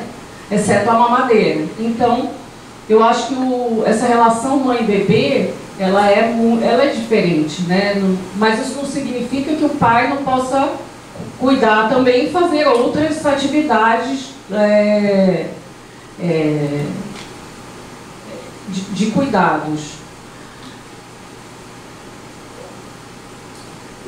A questão da licença maternidade, eu acho que 4 meses é pouco. 6 meses eu também acho pouco. Eu acho que, assim, para cuidar, né, de você, para você poder, assim, vou deixar meu bebê numa creche, eu acho que pelo menos tinha que ser 1 ano. Mas entre eu achar e acontecer é muito diferente. Então, e assim, se a gente já observa a penalidade pela maternidade com a licença que a gente tem, talvez com uma licença maior, a penalidade fosse maior. Então, isso é uma questão que é importante. Mas, ao mesmo tempo, tem muitas mulheres que são demitidas, mas tem muitas mulheres que se demitem ou fazem um acordo com a empresa para serem demitidas. Por quê? Porque 4 meses é pouco tempo. Então, talvez seja importante talvez olhar na literatura ou pensar, né, qual o efeito que ia sobressair, né, olhar o que acontece em outros países. Mas essa questão de você ter uma licença, por exemplo, tem alguns países que você tem uma licença remunerada, depois de tanto tempo você pode ficar, mas você ganha metade, né? Tem algumas que durante X meses você pode dividir como você quiser, depois, né? Cada país tem uma legislação diferente. O que acontece é que se você pode dividir, né, entre um dos cuidadores, acaba que quem fica com o maior tempo da licença é a mãe. Então, eu acho que uma das discussões que nós tivemos para a extensão da licença paternidade é que a licença paternidade, seja ela, se for, quando votada, né, for de 30 dias, 40 dias, mas que seja obrigatória, porque senão não vai funcionar. né? Então, acho que isso é uma questão importante. Eu acho que pode-se pensar uma extensão da licença maternidade, mas tem que ser com muito cuidado. Mas, realmente, 4 meses é muito novo. Muito novo, bebê. Eu mesmo eu tenho gêmeos. Então, eu acabei, hoje em dia, talvez eu tivesse tomado outras decisões, mas na época eu pensava talvez diferente, uma outra situação. Mas quando eu fui ter meus... Tudo bem, primeiro eu não sabia que ia ter gêmeos, né? Começa por aí, né? Foi uma surpresa, né? Mas eu sempre quis ter logo meus filhos, eu fui fazer o doutorado depois, então assim, a minha questão da carreira, a maternidade foi muito diferente do que acontece hoje, né? Eu ficava preocupada de não... Eu queria ser mãe logo, né? Eu não queria ficar deixando, depois eu não consigo ter, eu queria ter logo meus filhos e depois fazer o doutorado. Paga-se um preço também. Tudo a gente paga um preço, né? E eu me lembro que assim, eu não conseguia conceber a ideia de voltar para um trabalho que eu ficasse o dia todo fora, longe deles. Então, eu fiquei muitos anos, eu dava aula, mas eu dava aula à noite. Então, passava o dia em casa, mas à noite eu dava aula. Até que eu falei, não, acho que agora, já tinha, sei lá, uns 5 anos, eu falei, não, agora eu vou voltar a estudar, vou começar a pensar realmente numa carreira. Mas foram 5 anos, né? Então, assim, é muito tempo. Então, eu entendo perfeitamente. A questão é como que a gente vai conciliar, né, essa questão da maternidade, da carreira. Hoje em dia, por exemplo, eu tenho colegas mais novas na universidade que elas já fizeram diferente. Elas primeiro fizeram doutorado, aí tiveram, né, entraram na universidade, aí tiveram os filhos depois, aí ficam enlouquecidas, obviamente, porque tem a carreira com os filhos, etc. Mas tem uma flexibilidade que a universidade te dá.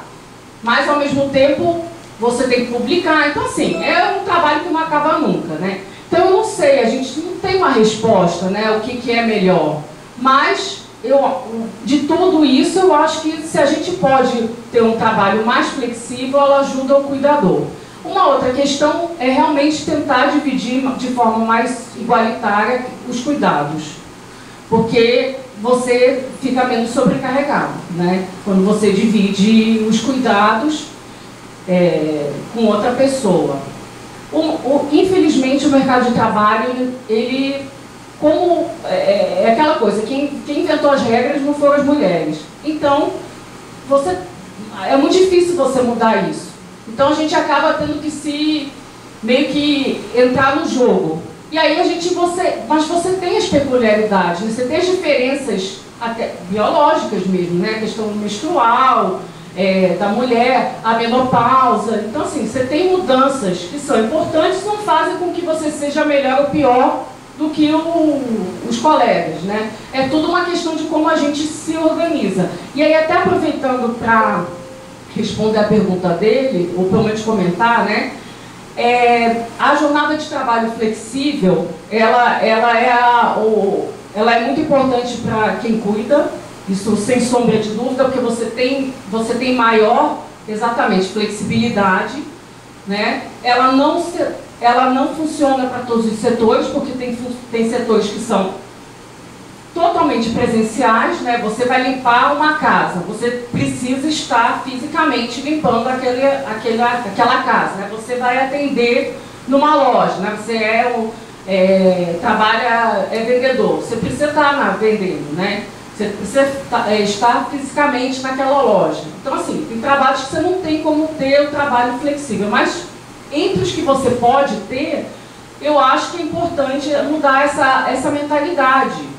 E aí, a gente olhando agora, que tem empresas voltando 100% para o presencial, é ruim, né? Assim, que é bom para as pessoas terem essa flexibilidade, você fica um pouco mais em casa, aí você mesmo trabalhando, né? Você sabe o que está acontecendo na sua casa, você descansa, você não precisa chegar no trabalho, principalmente se você mora em grandes cidades, grandes metrópoles, que demora muito. Então, isso também te poupa tempo, né? Aí eu sempre lembro, né, da questão da restrição. Você está maximizando sua utilidade, sujeito à restrição também do tempo. Então, eu acho que é uma discussão importante, o trabalho flexível, o trabalho híbrido, né? Óbvio que a gente tem a questão, né, a gente estuda economia, a questão do monitoramento, né? Quando você trabalha de casa, né? Quem vai te monitorar? Qual que é o custo disso, né? Mas eu acho que são questões que precisam ser pensadas. Ao mesmo tempo, as empresas querem maximizar o lucro. Então, como que a gente concilia, né, essas diferenças? E a primeira pergunta foi em relação a políticas públicas afetar as normas sociais, né? E dentro das escolas? Não, no geral. Elas, sim. A política pública, em geral, ela vem como uma demanda da sociedade. Ela não, eu acho que ela está ligada à demanda da sociedade. Então, por exemplo, se a gente está discutindo hoje a extensão da licença paternidade, pensando que isso pode ajudar, né, a reduzir essa figura, né, central da mulher como cuidadora, é uma demanda que vem da sociedade, né? Não é do governo, ou desse governo, ou daquele governo. Ela vem da sociedade, ou vem de outras, né, você importa algumas demandas, né, de outras sociedades, ou você observa o que acontece. Então, acho que a política pública ela pode sim ajudar, porque a sociedade ela demanda, mas o poder público ele meio que sanciona isso de uma certa forma, né? Diz assim, ó, isso aqui é importante, né? Vamos ter uma lei para isso. Então, acho que eu acho que é importante o poder público funcionar, né? Para tentar reduzir normas sociais, ou mudar, né? Reduzir não, mudar normas sociais. Porque a norma social é algo que muda muito lentamente. Então, por exemplo, quando você teve, acho que em 1965, que mudou a lei, né? Que o marido não precisava mais dar o aval, né? O pai, que a mulher, na verdade o marido, a mulher casada poder trabalhar, isso libera a mulher de poder, ela trabalha se ela quiser, não precisa da assinatura de alguém. Ou, por exemplo, ela poder ter uma conta bancária, não precisar da assinatura do marido. Ou, por exemplo, para fazer uma laqueadura. Ou colocar um DIU, precisava do marido. Isso há pouco tempo, isso não é em 1960, isso é bem pouco tempo. Então, assim, são coisas que a gente fala, não é possível. Então, assim, às vezes demora, hein? Às vezes demora. Mas são questões que são importantes para a gente mudar essas normas sociais, aumentar o direito reprodutivo das mulheres. Acho que isso tudo são importantes. Em relação às escolas, eu até brinco, né? Assim, se pudesse a gente ter uma escola que colocasse, né, aleatoriamente as crianças para ter aula de culinária, aula de costura, né? E aí colocasse os meninos, as meninas, aleatoriamente, em aula de programação. Então, como que isso talvez ajudasse a gente a ter essa mudança, né? Que o menino levando uma boneca num carrinho não ia parar na rua e falar, não, mas isso como assim, né? Você com uma boneca? Acho que ia ser interessante. Muito obrigada. Vamos abrir mais um bloco para 3 perguntas. Alguém?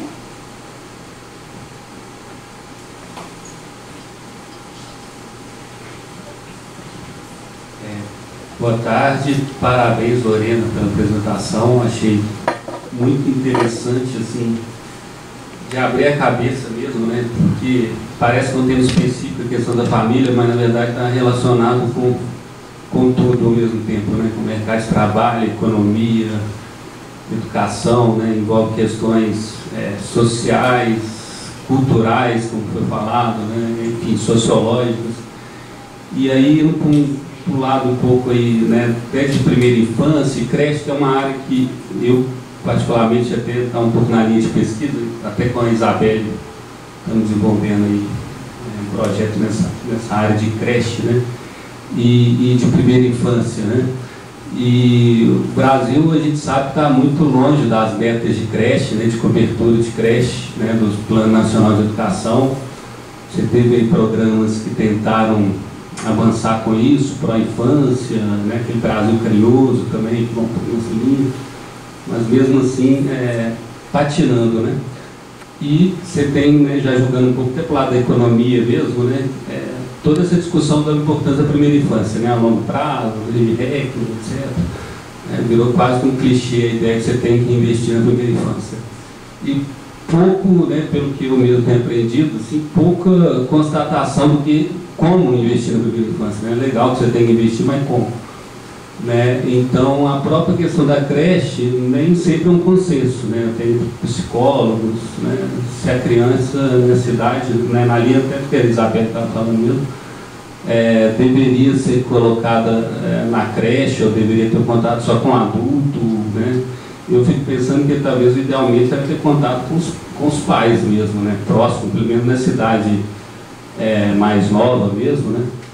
E isso tem implicações de longo prazo, né? Eu acho que também envolve essa disputa intergeracional, né? Intergeracional, não sei se disputa um bom nome, né? Mas enfim, porque tem as decisões do casal, do homem e da mulher, que também não necessariamente é mais um homem e uma mulher, né? Também tem mudado, mas tem essa questão do lado da criança, né? E como que vai ser lá na frente, né? E como você disse, às vezes tem uma questão de familiar que não é muito boa, vai ficar pagando uma terapia por resto da vida, enfim. Envolve a questão de saúde mental, economia, um monte de coisa junto. Então eu queria mais entender mesmo se tem algum consenso sobre como fazer esse investimento de primeira infância, nessa linha de creche. Você falou aí da questão da licença maternidade, mas até em termos de política pública, né? Seria questão de incentivar a creche mesmo, creche pública, que dá segurança ali para os pais, né? Um pouco relacionado a essa questão aí da educação mesmo, que é um grande problema no Brasil, educação de base e essas implicações econômicas também. Então, obrigado. Mais alguém? Então vou fazer só mais uma para fechar.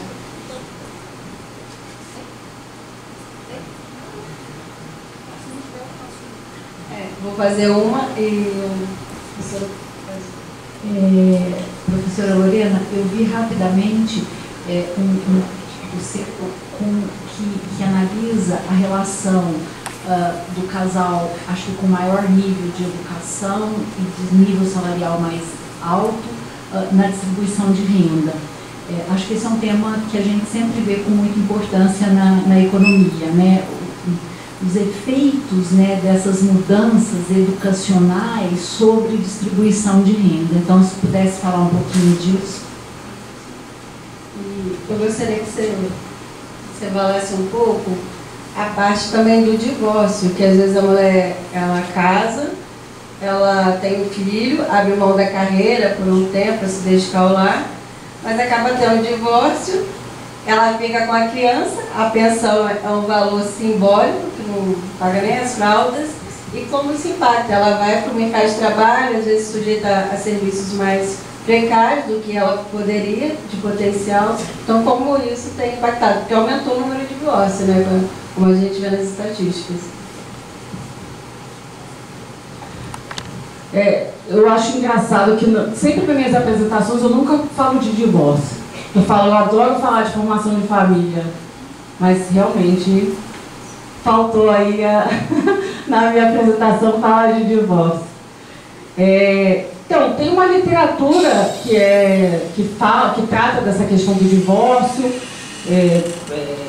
em relação aos cuidados, à participação das mulheres no mercado de trabalho. Aí você tem uma relação do divórcio com violência doméstica. Então, tem alguns trabalhos que mostram, né, a relação entre relação e questões de saúde mental, né, das crianças, da família, porque você tem menos uma pessoa, né, na família, mas tudo depende do caso, né? Se você está numa família com violência doméstica, provavelmente o divórcio é bom, né? Então, e a gente aqui a gente sabe que a gente não trabalha com caso, a gente trabalha, né, com muitos casos. Mas falando então em termos de trabalhos em economia, sobre divórcio, o que me veio à cabeça foi um trabalho que trata disso nos Estados Unidos. Então, os Estados Unidos é bom, porque lá a mudança de lei geral estadual. Então, para a gente comparar, é ótimo. E aí tem o que acontece nos Estados Unidos. Tem alguns estados que o divórcio, né, a divisão de bens no divórcio, ele é mais favorável às mulheres, que em geral a participação das mulheres no mercado de trabalho é menor, né, ou ele é mais favorável a quem entrou com menos ativos antes do casamento. Então ele é mais igualitário na divisão, ou em relação à pensão, etc. E alguns não, você sai com o que você entrou e cada um mais cada um com o que você teve, com o que você já tinha. E aí que eles mostram o seguinte, que em estados que a lei ela é mais favorável às mulheres, você tem uma menor participação das mulheres vis-à-vis os estados que você tem uma legislação que seria menos positiva, né, no caso de uma separação. Então, é um resultado, né, que a gente tem, que é meio o que você está falando, né? Você, às vezes, você deixa de trabalhar e aí, na hora do divórcio, você se vê com menos tempo no mercado de trabalho, você vai entrar no mercado de trabalho ganhando menos se você não tivesse, né, tivesse sua participação maior e às vezes, né, com uma pensão, um valor baixo, então é uma situação complicada. E aí eles mostram essas diferenças. Então, para o Brasil, assim, eu não tenho de cabeça algum resultado, mas de qualquer forma a gente todo mundo aqui, né, conhece casos de divórcio. O Brasil, aí eu vou até falar um pouco da legislação, né? O Brasil, a lei do divórcio foi em 1977, foi tarde, demorou. Então, quando a gente olha a lei do divórcio aqui no Brasil, chegou muito tarde, porque durante muito tempo os homens acabavam tendo uma prioridade em relação até o cuidado dos filhos. Isso se torna um poder, né, que a gente está falando no começo, eu falei do poder de barganha. Então, por exemplo, a lei do divórcio, ela funciona como uma mudança, que aí volta até a questão dela, né, como a política pública pode favorecer a mudança de normas sociais ou de direitos. O divórcio, ele aumenta o poder de barganha das mulheres, na medida em que elas têm um outside option, né? Você tem como sair de uma situação. Porque se você olhar décadas atrás, na lei, né, de casamento, etc., as mulheres, na dúvida, né, se tivesse algum problema no casamento, as crianças ficavam com os pais. Né? Só se ele fosse condenado, né, por homicídio, sei lá, num caso assim muito extremo, aí ficaria com a mãe. Então você tem toda uma legislação que era muito favorável aos homens e pouco favorável às mulheres. Então, com todos os problemas assim, que a gente observa, o divórcio ele é importante para aumentar o direito das mulheres. Eu tenho, com relação à sua pergunta, né, distribuição de renda e casamento. Eu tenho um artigo que foi publicado em 2021 ou 2022, que é sobre distribuição de renda e casamento. Eu e o professor Sérgio Firpo, a gente olha um dos artigos da minha tese, que a gente olha como que é a distribuição de renda, não do indivíduo, mas olhando para o casal. E o que a gente, entre 1992 e 2014, e aí o que a gente constrói alguns contrafactuais. Então, por exemplo, será que a distribuição de renda em 2014 seria maior ou menor se, por exemplo, a participação das mulheres no mercado de trabalho fosse como em 1992 e não 2014? Então, o que a gente observa é que seria pior a distribuição de renda. Então, o aumento da participação das mulheres, elas funcionam como uma melhora na desigualdade de renda. Aí tem uma outra questão que é importante, que é como as pessoas casam, considerando o nível de escolaridade. Porque quando a gente fala, em geral, a pessoa universitária vai casa com uma pessoa com a escolaridade parecida. Não é que você vai estar lá no jornal buscando, não, essa pessoa, né? Quer dizer, agora com o aplicativo é diferente, né? Aí você realmente pode escolher. Mas o que acontece é assim, você está no ambiente, né? Então, se você está estudando na faculdade, os seus pares estão na mesma situação. Então, a chance de você conhecer alguém com o mesmo nível de escolaridade é maior. Com o aplicativo, isso ficou, aí realmente é uma questão de escolha, né? Eu quero uma pessoa, né, universitária, né? Eu sei que tem até grupos que só universitários que podem participar, né? Esses grupos esses apps de namoro, né? Então, aí o que isso tem a ver com distribuição de renda? O que acontece é o seguinte, se você tem mais pessoas estudando, né? Mais tanto homens como mulheres, a proporção de homens e mulheres que estudam, né? Que tem mais de 12 anos de escolaridade no Brasil é muito maior hoje do que há 30 anos atrás, que era muito, muito baixo. Então, a chance também de você conhecer alguém com o nível universitário aumentou. E aí, o que acontece com a desigualdade de renda, né? Se você tem mais casais, né, casando entre si com o mesmo nível de escolaridade, ou seja, mais universitários ou mestres, doutores, casando mais entre si, o que vai acontecer se você tem esse número aumentando? Você pode ter um aumento da desigualdade de renda. Se você comparar os casais, você tem mais casais casando entre si com um nível de escolaridade, você está comparando com casais que têm um nível de escolaridade mais baixo. Então, você pode acentuar a desigualdade de renda. O que o governo pode fazer com isso? Zero. Porque só faltava agora o governo querer decidir com quem que a gente casa, né? Mas tem uma consequência.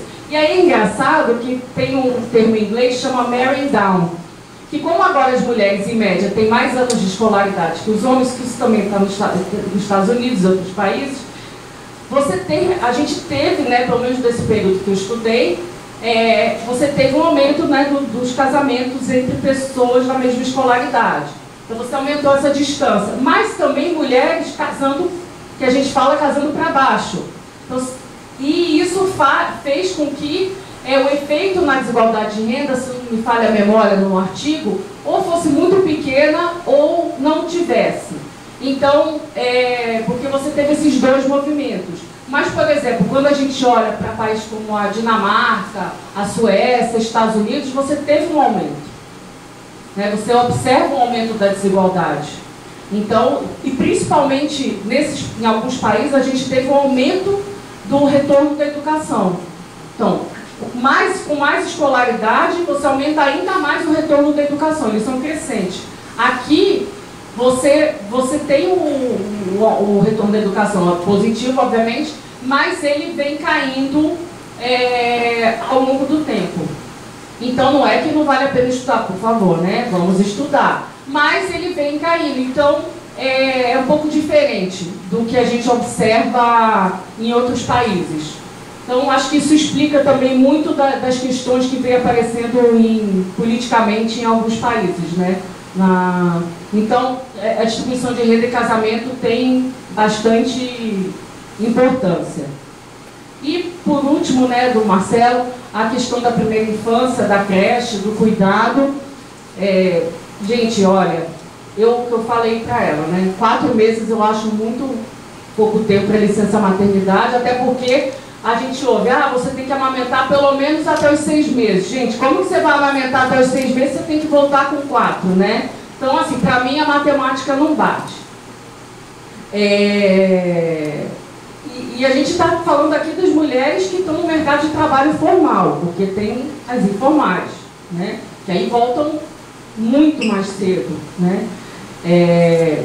Eu acho que a creche funciona assim como como uma rede de apoio e de cuidados para as crianças, mas assim, para você ter uma creche que vai substituir os pais, né, ela tem que ter de muito boa qualidade, ela tem que funcionar muitas horas por dia, os pais têm que confiar muito para poder, né, ter essa troca entre pais e creche.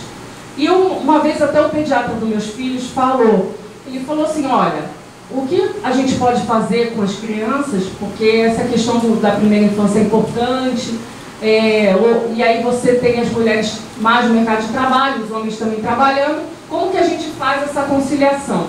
É tentar o tempo que você passar com seus filhos seja um tempo de qualidade, você brincar, conversar, e aí você vai estimulando. E as creches também podem trazer esse estímulo, fazer esse estímulo com as crianças. É claro que é diferente do que o pai ou a mãe, né, um para um, né? Mas elas também podem fazer isso, né, com brincadeiras. Ao mesmo tempo, a creche ela socializa a criança, né? Você tem outras crianças na creche. Então, acho que é tudo uma questão de equilíbrio, né? Talvez se você trabalhar 12 horas por dia, não vai ser muito bom com um bebezinho. Mas, você conseguindo ficar algum tempo com seu filho, né? Cuidando, estimulando, acho que é o que a gente consegue, né? Eu sempre digo, o ótimo é inimigo do bom. A gente faz o que a gente pode, né? Não existe o ideal. Quer dizer, o ideal até existe, mas é difícil, né? Eu acho que é isso. Obrigada a todos. Vamos encerrar então a mesa 1. Agora vamos ter um coffee break. Depois vamos ter os trabalhos online, de 5 a 6 e meia. E temos a próxima mesa 7 horas lá no 5OP. Agradeço a todos pela participação, pelo tema. Eu achei muito relevante. Então, a professora Marisa, a Lorena, que aceitaram o convite. E a todos que estão aqui presentes.